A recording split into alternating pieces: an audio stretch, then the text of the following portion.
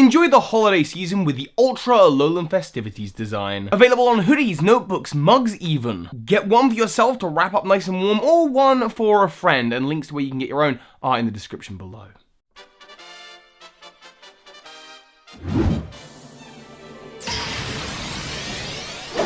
Pokemon Masters, Bookkeeper Toby here, and Pokemon Ultra Sun and Ultra Moon have just come out. And so I have been doing a video every single day all last week, and again all this week, a new video every day about Ultra Sun and Ultra Moon, about the topics surrounding it, and this video is going to be, I guess, not spoiler heavy, but kind of probably have elements of what's in the game, so do be careful. I honestly recommend that you go out, get the general gist of the story. Maybe you don't care about it being spoiled. It is, you know, it's Pokemon, it's not really a spoiler heavy game. But yeah, maybe you want to go out and play the games. Maybe you want your chance to win a copy of the games right here on the channel. If you leave a like and comment on this video or any of the videos from last week or this week, you have a chance of being picked at random for your chance to win a copy of either Pokemon Ultra Sun or Ultra Moon. And this video is the last video that I am doing on this topic because I'm done.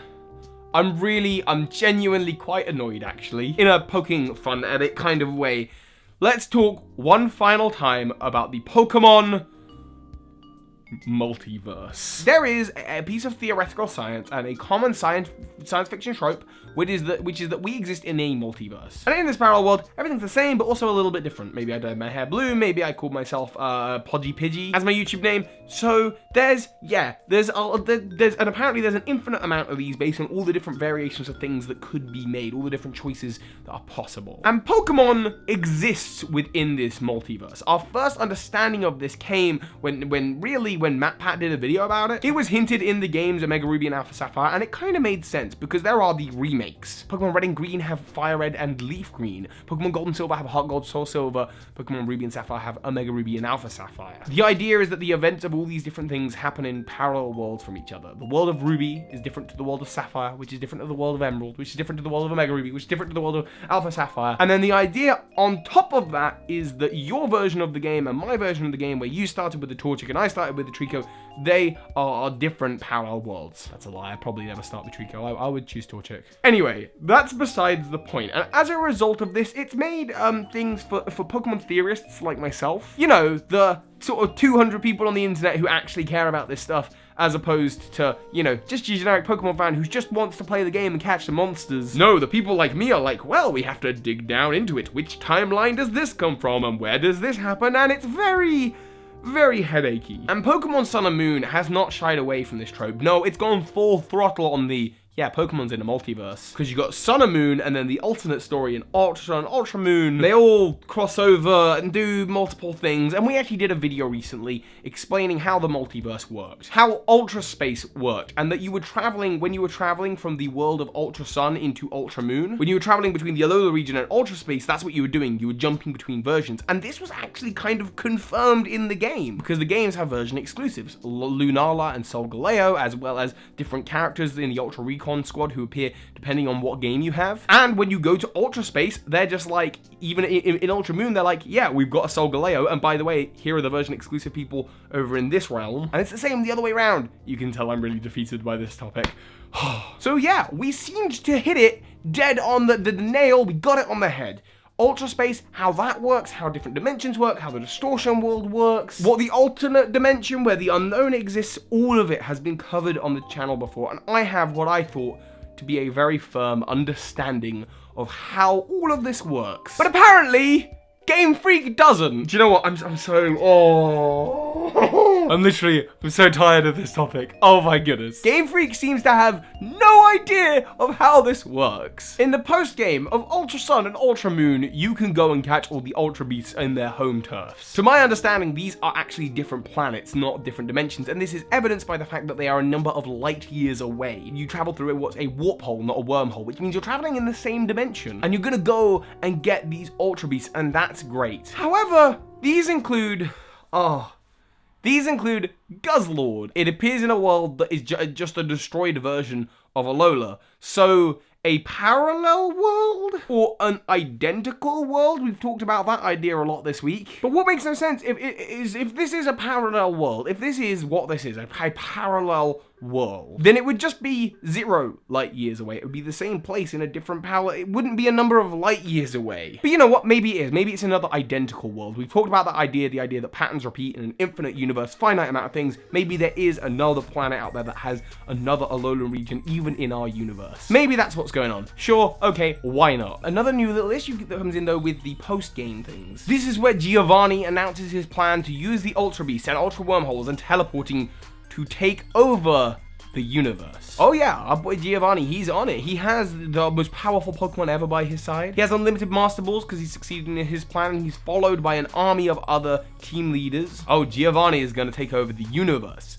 The thing is, these evil team leaders come from a universe where their plan succeeded. So this implies that the multiverse isn't just the games that we've played, but also the games that we haven't played. Alternate versions of events. Which means that there's also versions of events where Giovanni does exactly what he's done in this game, except with a ribbon in his hair. Or, closer to his character, where he doesn't just stop at one universe because he has the ability to travel between different universes, where he takes on the whole multiverse. That seems more than reasonable that he would try and do that if he has these powers. In fact, because the multiverse is infinite, there's a whole bunch of him who will end up gonna fight other versions of him. Giovanni and bow in hair Giovanni are gonna be fighting each other for control over universes. There's actually gonna be some pretty wacky stuff happening out there. The problem is, because the multiverse is infinite, and this is where my mind is blown a little bit, in one of those many universes, Giovanni succeeds in conquering other universes and eventually is going to succeed in conquering every universe. So even in the universe you're playing in Ultra Sun and Ultra Moon,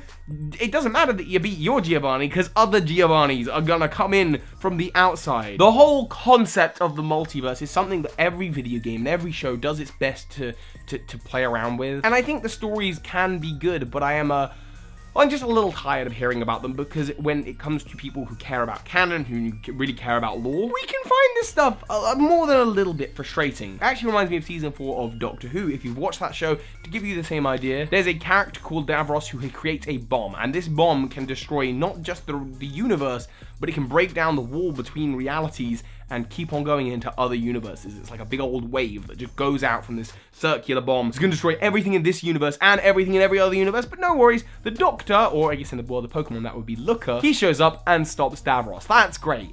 But in an infinite multiverse, in one of those, the Doctor does not defeat him.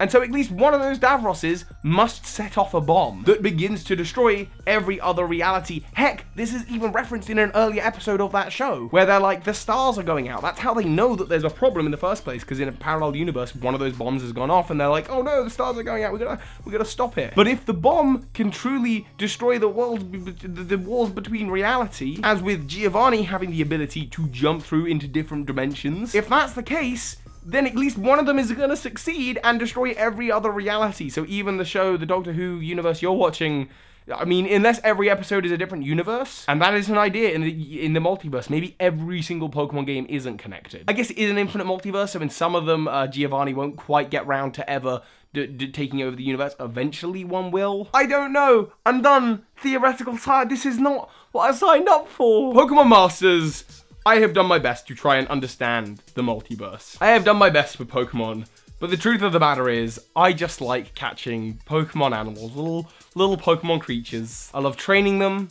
I love finding out about the lore of the games and the regions. I love finding out about which Pokemon and which characters are related, and which characters are related behind the scenes that you might not have noticed. And from now on, that's where my Pokemon theories are gonna come from. I'm gonna heavily focus not on the parallel universes in the multiverse. Of course, because it's Ultra Sun and Ultra Moon, and the whole games, that's what they're about. They're about interdimensional travel and wormholes and warp holes and all this other jazz. It was bound to happen that I'd have to cover these topics. And it has been a lot of fun to do. But if you want to know how the multiverse works in Pokemon, this video as well as a few others are linked below. But for now, I am done with the topic. I hope you've enjoyed this little fun rant. I'm looking forward to making more grounded Pokemon theories in character relationships and Pokemon relationships, items, how they were made, where they were made, all that jazz. I got a lot coming up and a lot planned, so I can't wait for you to see, as well as plenty more Pokemon in real life type videos. And of course, this week, a video every single day to celebrate the release of Ultra Sun and Ultra Moon. Don't forget, of course, if you leave a like and you leave a comment, you have a chance to win a copy.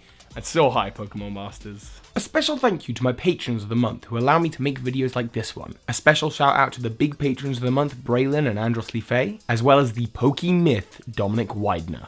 Thank you. This is Ash Ketchum. You just watched a video by Birdkeeper Toby. That makes you a Pokemon Master.